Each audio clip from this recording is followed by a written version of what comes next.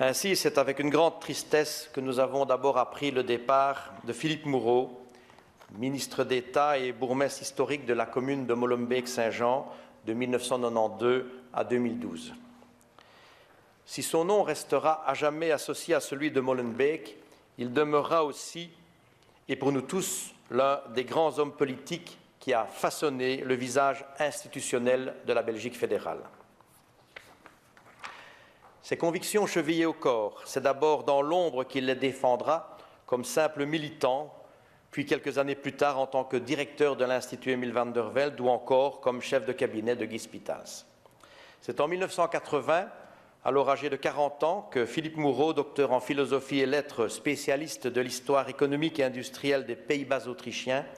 se fera connaître du grand public en endossant la fonction de ministre de l'Intérieur et des réformes institutionnelles.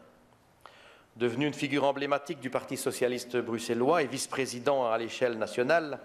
il ne cessera d'œuvrer toute sa vie durant à la construction de la région de Bruxelles-Capitale qu'il souhaitait représentative de tous ses habitants.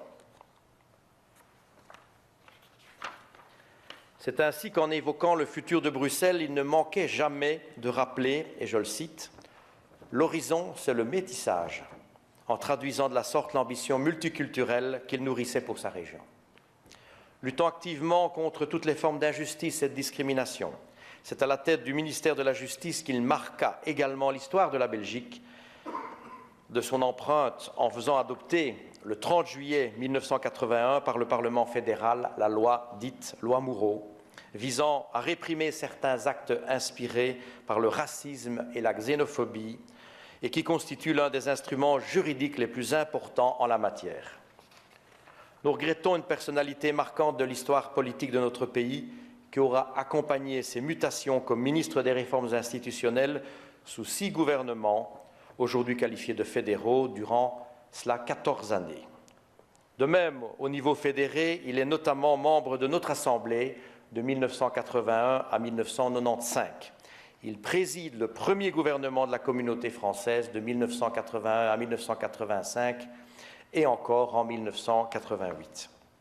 Ministre-président, Philippe Moureau mettra en œuvre la réforme qu'il a négociée notamment les aspects relatifs à la détermination de ce qui relève de la communauté française à Bruxelles. On lui doit également plusieurs textes marquants, dont celui qui instaure l'ONE, le décret qui organise les télévisions locales et communautaires, celui portant sur la protection des enfants maltraités, ou encore le décret relatif à la formation initiale des enseignants, un thème d'ailleurs qui fait à nouveau l'actualité. Philippe était également un homme de cœur dont l'attention à l'égard des plus démunis l'amena notamment à s'investir pour la finalisation de la réforme relative à l'assurance maladie. Nous retiendrons de lui l'image d'un homme d'État qui a durablement marqué l'histoire de notre pays.